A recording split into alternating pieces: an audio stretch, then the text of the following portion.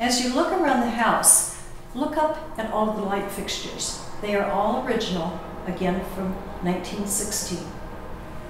When the Hausbarn Heritage Park obtained this property, I believe they put in new wallpaper, shined up the floors, and did nothing else to most of the rooms. These are the way it was when it was built in 1916. 1916, electricity. This was considered a farm. Towns did have electricity, but not farmhouses. How did Billy get the lighting? The railroad wanted to put a right-of-way from the light company in Manning to the light company in a town called Audubon. And they were going to take this line across Billy's property. Billy said, yes, you can, if I can have the electricity for the same rate that they get in the town of Manning. It was agreed upon, so Billy had lighting in his house. Billy had lighting in his barn, in his outbuildings. Now, as a matter of comparison, I live on a farm on the other side of Manning. We got our electricity in 1940. He had it in 1916. The house has 3 bathrooms. Again, 1916, many houses had outhouses yet. He has a bathroom off of the master bedroom on the first floor. There's a bathroom upstairs, and there's a bathroom in the basement. The basement was actually the place where the kitchen was located.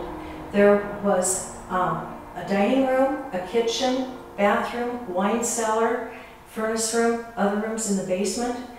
We do not have those ready for display, but when you go into the kitchen area, realize that this really isn't technically the kitchen. It's more of a butler's pantry. We have a stove in the kitchen just because it was donated and it was shown as part of the time. In Billy's day, there was no stove there. The cooking was done downstairs. There was a dumbwaiter that would bring the food from the basement to the first floor. The butler's pantry was where the food would be until it was served into the dining room. When the property was being looked at for being placed on the National Registry of Historic Places, the people that came in to inspect the house looked at this butler's pantry area and saw that the cupboards had wooden doors. And they said, oh no, in that time era, it would have been glass doors. One of the volunteers went up to the attic, brought down the glass fronted doors, and those are the doors you see now. So those were original doors too. Did that butler's pantry get used as a butler's pantry? Not a lot. Billy and his wife, I believe, were only here for 2 years. In fact, during that time, they were doing so much traveling and into court because they were divorcing that from what I understand, they only lived here about 6 months. The second owners, the Hassler part of this story, just ate in the basement. They didn't bring their food up to the dining area. They had a radio there, and that was where Mr. Leet would listen to Amos and Andy and other radio shows. In the bathroom on the main floor, notice over the bathtub that there are more than 2 handles to turn on the water. 2 of them are for rainwater. Rainwater is better for your hair.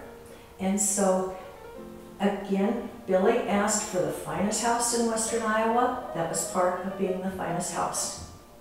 You'll notice that the bathtubs do not have the claw feet. I always wondered about that because I thought the claw feet were part of that era.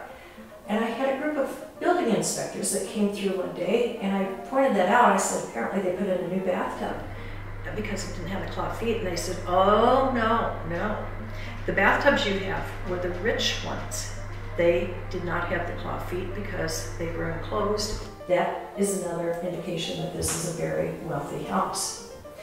They were the ones that pointed out to me that a way you know that this is a very wealthy house is because of all the closets. Every room in the house at that time was taxed. A closet was considered a room. So as you go around, look for the number of closets in this house.